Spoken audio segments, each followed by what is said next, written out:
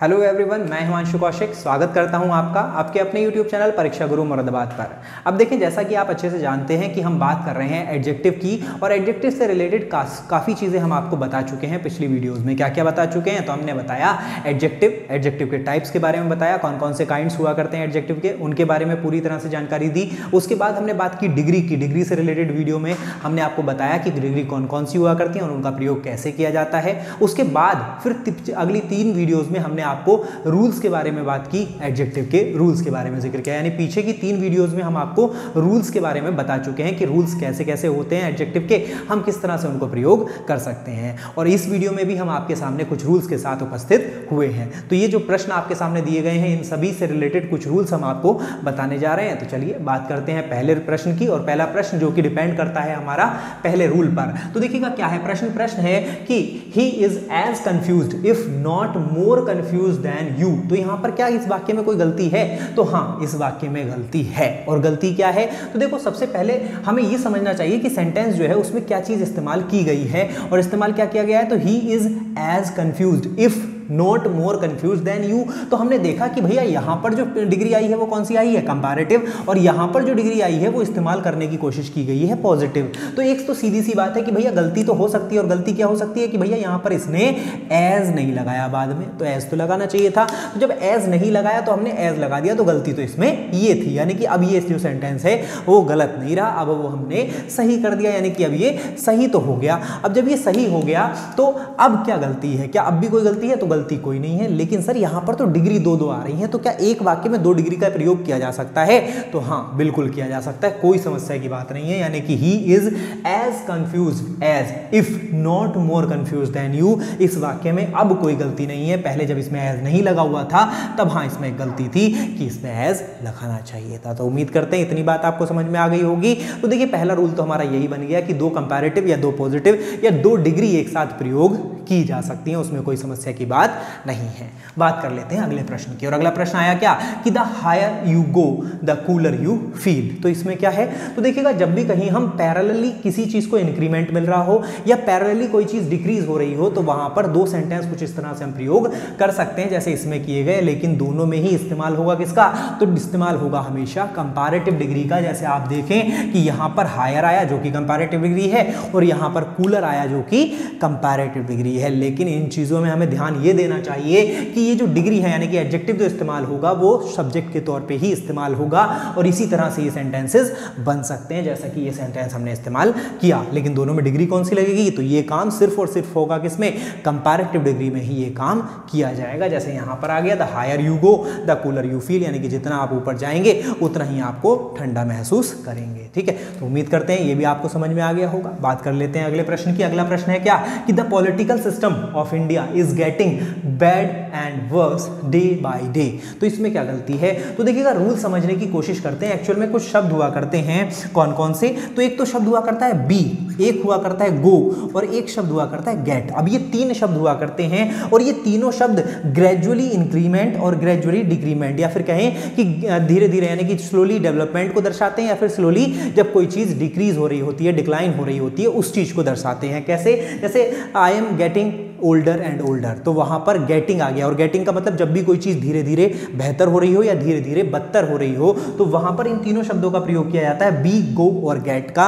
और जब भी कभी इनका प्रयोग किया जाएगा, और कब किया जाएगा? तो कंटिन्यूअस तो हो गई, यानी कि कोई चीज धीरे धीरे कुछ काम हो रहा है यानी काम चल रहा है, तो ये चीजें कंटिन्यूअस में जब भी प्रयोग की जाएंगी तो इनके बाद अगर कोई भी डिग्री लगेगी तो वो हमेशा लगनी चाहिए कौन सी? तो वो हमेशा कंपैरेटिव डिग्री का प्रयोग होना चाहिए इनके बाद। और गलती यहां पर यही हो गई कि उसने बैड लगा दिया। तो बैड तो लगना ही नहीं चाहिए था, क्योंकि बैड तो पॉजिटिव डिग्री होती है।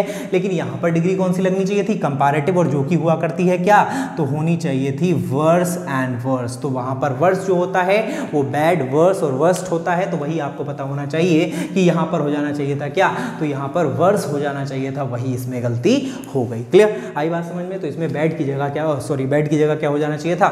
वर्स हो जाना चाहिए था, क्योंकि कंपैरेटिव डिग्री का प्रयोग करते हैं जब भी कोई चीज धीरे धीरे डेवलप हो रही हो या डिक्लाइन हो रही हो तो वहां पर हमेशा प्रयोग किया जाता है कंपैरेटिव डिग्री का, जो कि इस वाक्य के अनुसार थी वर्स। क्लियर, आई बात समझ में? जैसे अभी भी मैंने भी सेंटेंस इस्तेमाल किया ओल्डर एंड ओल्डर, ठीक है, तो वहां पर भी ओल्डर जो है वो कंपैरेटिव डिग्री का प्रयोग हो रहा है।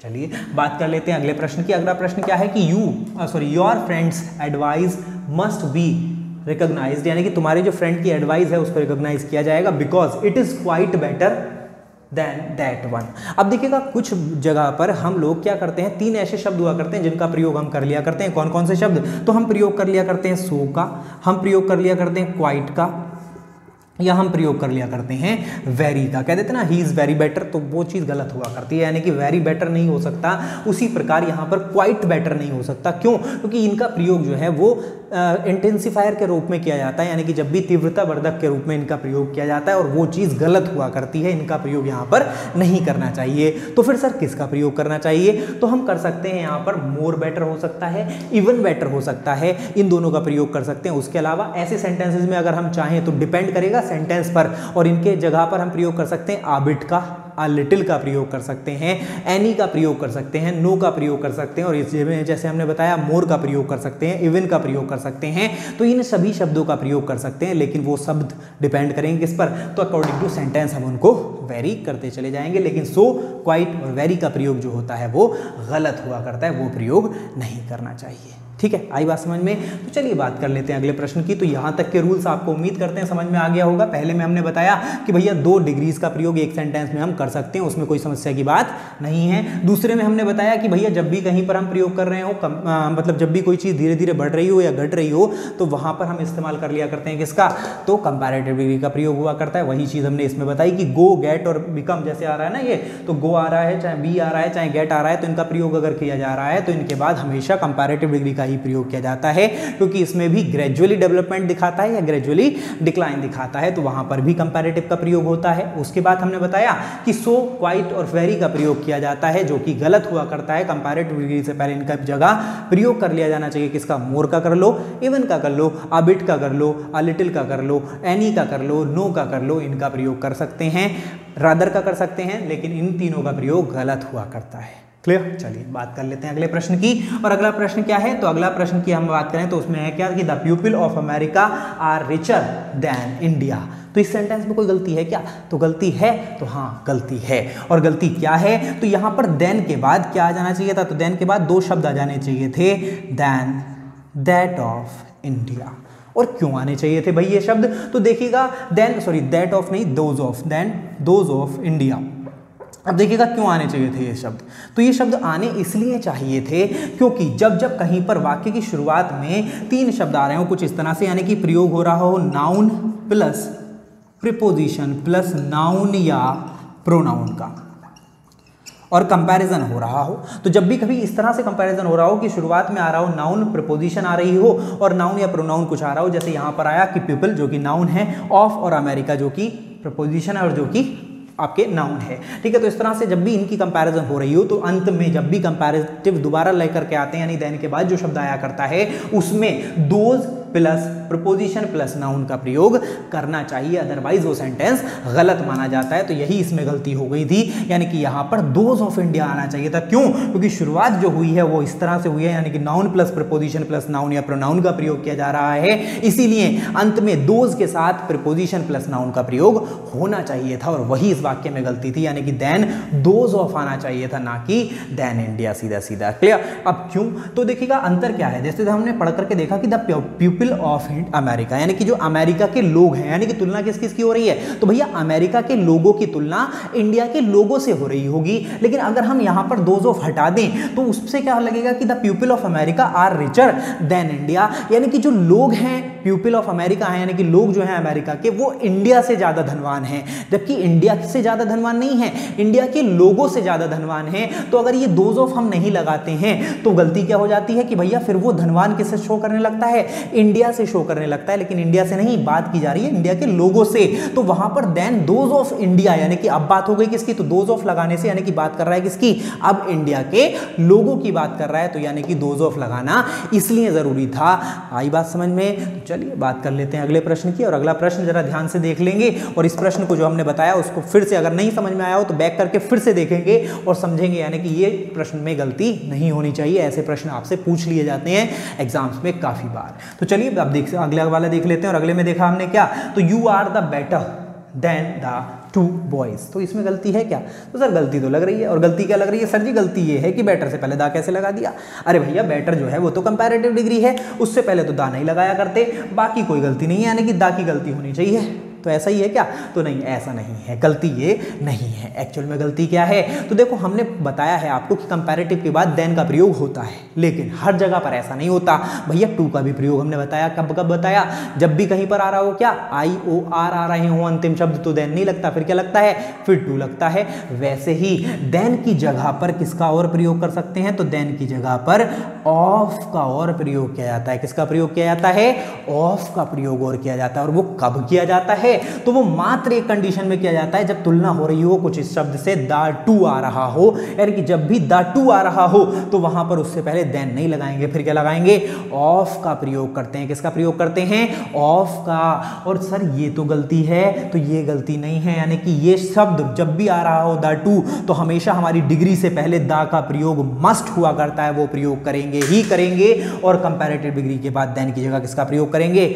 ऑफ का प्रयोग करेंगे। कब कब? जब आ रहा हो क्या, द टू आ रहा हो, तो इस तरह से इसको इस्तेमाल कर लिया करते हैं। बात समझ में आई? तो उम्मीद करते हैं बात समझ में आ गई होगी। एक बार मैं फिर से बता देता हूं। तो देखो सबसे पहली बात बताई कि दो डिग्रीज का प्रयोग एक साथ कर सकते हैं, कोई समस्या उसमें नहीं है। दूसरी बात बताई कि भैया जब भी कभी आपके हो रहा हो पैरेलली इंक्रीज हो रही हो कोई चीज, या फिर पैरेलली डिक्रीज हो रही हो, तो वहां पर कंपैरेटिव डिग्री का प्रयोग करते हैं, और दोनों सेंटेंस में करेंगे, और दोनों में एडजेक्टिव जो आएगा वो सब्जेक्ट के तौर पर प्रयोग किया जाएगा। उसके अलावा बताया गया कि जब भी कोई चीज में गो गेट और क्या आ रहा हो, गो गेट और बी आ रहा हो, तो वहां पर कंपैरेटिव में हमेशा प्रयोग करेंगे किसका? कंपैरेटिव डिग्री का प्रयोग करेंगे। जब भी हम कंटिन्यूअस में बात कर रहे हो तो वहां पर हमेशा कंपैरेटिव डिग्री का प्रयोग होगा। उसके बाद बताया सो, क्वाइट और वेरी का प्रयोग नहीं होना चाहिए आपके कंपैरेटिव डिग्री से पहले, वो गलत माना जाता है। उसकी जगह क्या आ सकता है? मोर आ सकता है, इवन आ सकता है, एनी आ सकता है, नो आ सकता है, रदर आ सकता है, या फिर अ लिटिल आ सकता है, अ बिट आ सकता है। इन शब्दों का प्रयोग कर सकते हैं। उसके बाद बताया क्या? तो उसके बाद बताया कि भैया जब भी कंपैरेटिव हो रही है, यानी कि कंपैरिजन हो रहा हो, और कैसे में कंपैरिजन हो रहा हो कि शुरुआत में नाउन आ रहा हो, प्रीपोजिशन आ रहा हो, और नाउन और प्रोनाउन आ रहा हो, ये सब्जेक्ट के तौर पे अगर काम कर रहा है, तो अंत में जब भी तुलना होगी तो वहां पर those plus preposition plus noun का प्रयोग किया जाएगा। उसके अलावा बताया क्या? तो उसके अलावा बताया कि जब भी कहीं पर द टू का प्रयोग हो रहा हो कंपैरिजन में, तो द टू से पहले देन का प्रयोग नहीं करते, किसका करते हैं? ऑफ का करते हैं। और उस वाले सेंटेंस में डिग्री ऑफ कंपैरिजन जो है कंपैरेटिव अगर प्रयोग हो रहा है तो उससे पहले हमेशा द का प्रयोग हुआ करता है। तो उम्मीद करते हैं इतनी बातें आपको समझ में आ गई होंगी। तो अभी तक हम काफी रूल्स का जिक्र कर चुके हैं। अगर आपने वो वीडियोस नहीं देखी हैं तो उन वीडियोस को जाकर के जरूर देखें, उनका लिंक आपको डिस्क्रिप्शन में मिल जाएगा। अदरवाइज आप आई बटन से जाकर के भी उन वीडियोस को देख सकते हैं, वो आपके लिए बहुत इंपॉर्टेंट है किसी भी पेपर की तैयारी चाहे आप कर रहे हो। तो उम्मीद करते हैं ये सभी बातें आपको पसंद आई होंगी। पसंद आई हैं वीडियो को लाइक करेंगे, शेयर करेंगे, और चैनल को सब्सक्राइब करना ना भूलें। इस वीडियो में आज के लिए इतना ही। Thank you.